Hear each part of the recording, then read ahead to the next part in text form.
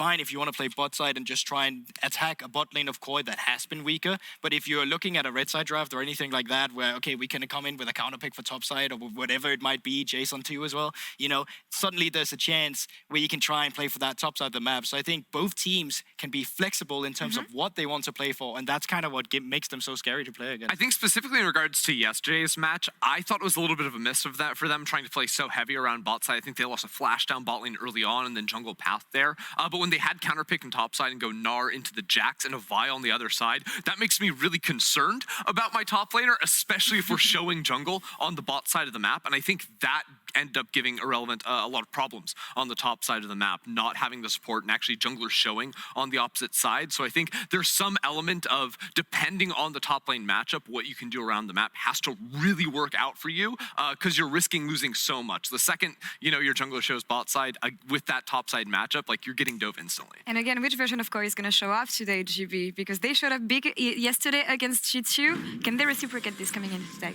Yeah, I mean, of course, they're coming off momentum, and it feels like these are some of the players that's kind of riding off how well it's going for them at the moment.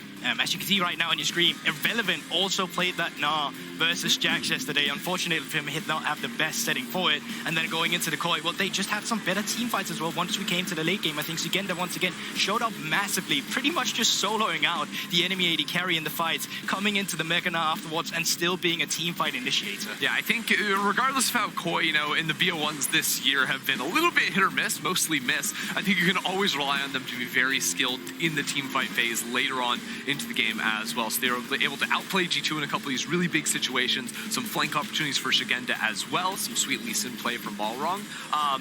I don't know, I feel like I have a really hard time rating KOİ throughout this split, because we know how good they were, especially towards the end of winter, but they got off a little slower in week 1. Yeah, I think just to put an example of why they're hard to read, it's just like one game, bot lane will randomly die 2v2. And what more is there in that than, well, we played the 2v2 pad. And then other times, they'll actually show up. It's not like yesterday was that, because they got 3v versus 2 killed down in bot side on a play they initiated. But it's the fact that, what do you say, right? It's like, it's so hard to really coordinate when they're doing something right and when they're doing something bad, because a lot of it just comes down to the fundamentals of how they played the matchup of the lane. And we'll see what side of the coin we get today in this game. And let's send it over to Dracos and birthday boy, Kajol. Take it away. XDD's in chat. Happy birthday to you. Happy birthday to you. Trevor did. Happy birthday, dear Kajol, and also DOS. And DOS. Happy birthday to you. Thank you guys. Thank you so much. Thank you so much, Berlin. Thank you. Absolutely wonderful.